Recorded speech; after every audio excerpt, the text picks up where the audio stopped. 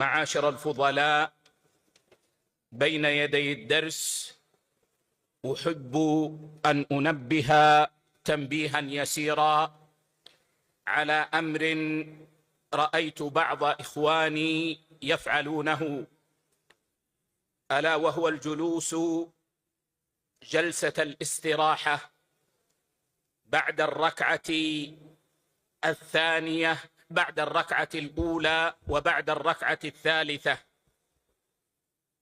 أعني الجلوس لهذا في مسجد رسول الله صلى الله عليه وسلم، ونحن مع ترجيحنا أن جلسة الاستراحة سنة، نعلم جازمين أنه لا تشرع جلسة الاستراحة إذا كان الإمام لا يجلس جلسة الاستراحة. ونحن نعلم أن أئمتنا في المسجد النبوي جميعا لا يجلسون جلسة الاستراحة، وبناء عليه فإنا نقول إن جلسة الاستراحة ليست مشروعة لمن يصلي خلف أئمتنا في المسجد النبوي،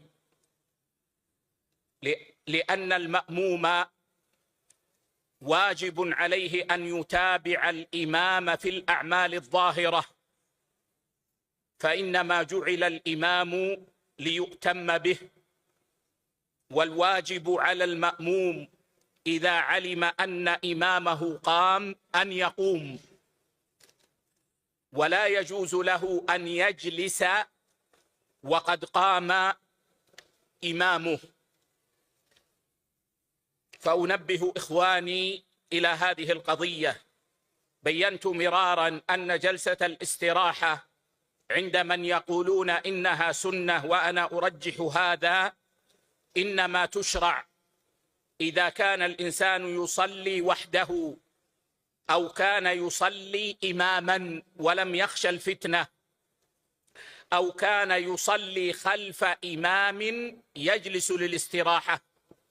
أما إذا كان يصلي خلف إمام لا يجلس للاستراحة فإن جلوسه للاستراحة ترك للواجب عليه، وهو متابعة الإمام والقيام بقيام الإمام.